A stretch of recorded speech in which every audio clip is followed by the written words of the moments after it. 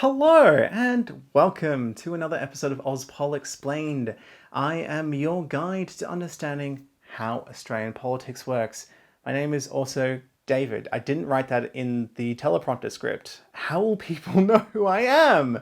One guy on Facebook has been calling me Mark recently. I don't understand why. Anyway, today's episode is all about something super important, and that is figuring out who to vote for. This isn't about me comparing specific issues, as those change over time. I do have some episodes comparing the political parties like elsewhere, not this one. This is just a guide for you to learn about different political parties, what they stand for, and then, learn where you stand on the political spectrum and figure out who you would like to vote for. This is a tool to help you figure it out. I'm not going to suggest anyone specifically for you to vote for. The person you should vote for is the person who best aligns with your belief. Sometimes people ask me about strategy. The strategy is putting the person or party you like number one on your ballot, followed by the rest of your preferences. It's not Dungeons and Dragons. You don't need to min-max your barbarian before you go to the polls. Imagine just charging through and then rolling in that one and being like, oh no. Yes, jokes that don't appeal to most people. So let's begin. Quick note, this is mostly going to do with federal elections. First up, it's your good friend, the ABC Vote Compass. It's a quiz that asks you your opinion on a bunch of different issues, and then you rate them based on how much you agree with them, with, strongly, somewhat, neutral, etc. And then it shows your results on a graph with 4 sides, with economic right and economic left on either side, and social progressive on the top and social conservative on the bottom. Effectively 4 squares making a larger square. In the top left, there'll be Greens, the left-wing party in Australia. Then Labor will be approximately in the centre left. Then we'll have the Liberal National Coalition somewhere approximately in the centre right. How far from the centre might vary based off, what year it is and what quiz you take. It updates every new election, so when a new election is called, go and revisit it, even if you've done it before. The 2019 one had One Nation included. The 2022 doesn't, unless they've updated it since I last checked. One Nation, of course, will be right down there in the right corner for more right-wing, economically and conservatively. So even though it might not necessarily be there on every single version of this quiz, if you end up there in the bottom right, you're probably near One Nation. It then, of course, will generate another dot, which is you. You will be able to see where you stand. It also provides a percentage of how much you agree with a political party. So you might find yourself agreeing 90% with only one party, or you might find that you have a very close split between 2. Sure, that's only, the top 3 political parties and then also sometimes One Nation as well, but that's still a good way to figure out if you are left-wing, right-wing, centre. It's a good starting point whether you are a first-time voter or just doing your due diligence to reassess your voting opinions every election. Policies do shift over time, so again, revisit the quiz every time there is a new federal election. There are other quizzes if you like. There is I Side With, which has questions in all sorts of different sections. You can also go into a bit more nuance and detail. I Side With also then gives you a percentage rating on how well you align with different political parties. It is produced by an American team, though, who does also other political compass quizzes. So I feel like some of the questions are not super relevant. Do you agree with same-sex marriage? That's been a law for ages. If you don't agree with that, that's not an election issue.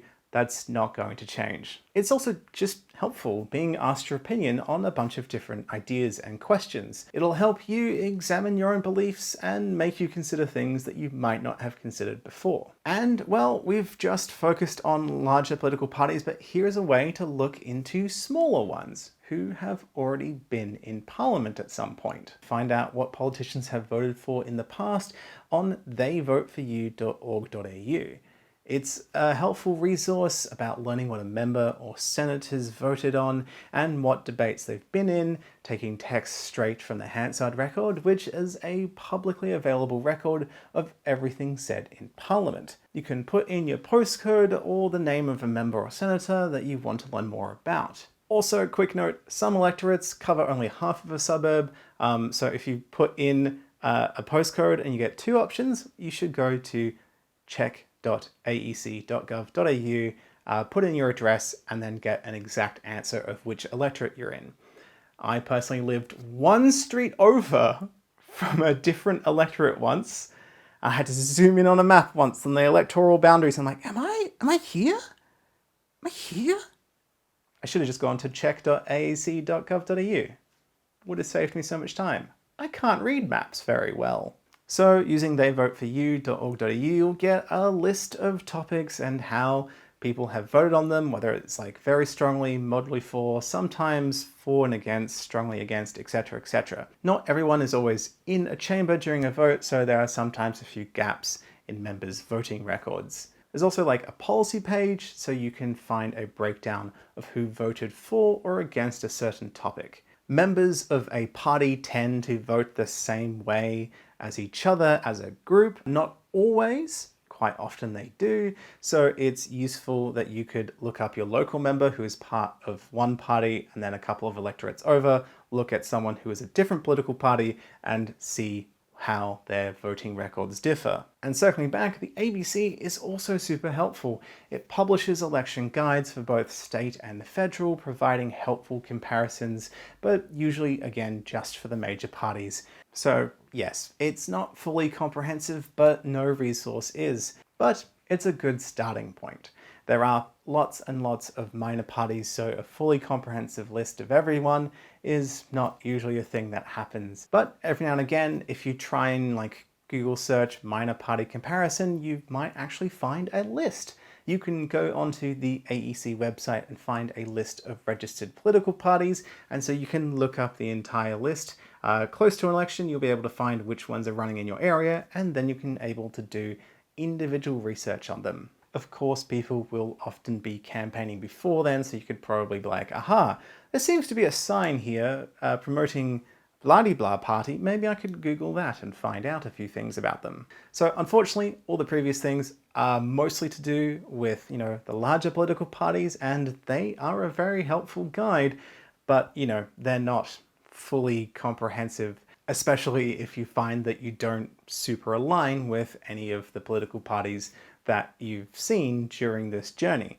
Okay, so basically, I really recommend looking at policy pages on websites.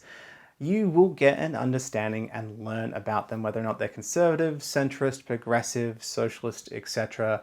That one's probably in the name. A little bit of research can go a long way. You might not have the time or interest to read absolutely everything on a policy page or for every single party, but it's always a good way to have at least a general idea of a few preferences, not just your first. Remember, your preferences can determine who wins if no one gets more than 50% of the first preference votes. So at least a little bit of researching for at least a few candidates is super helpful. In the 2019 federal election, only 46 out of 151 seats in the House of Representatives were won on first preferences alone.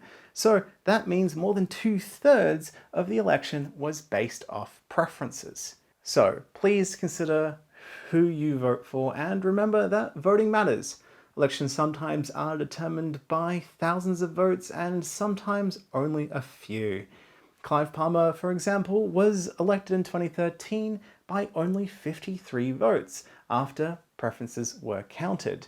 He was actually very, very far behind on first preference counts. In 2016, Labour's Cathy O'Toole won by 37 votes. Election margins have been even single-digit numbers.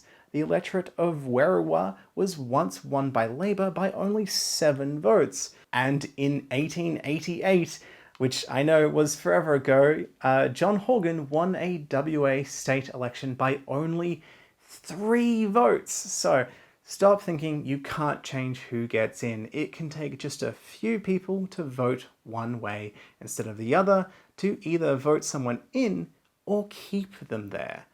So remember, best of luck, have fun, enjoy the democracy sausage, and best of luck figuring out who you would like to vote for.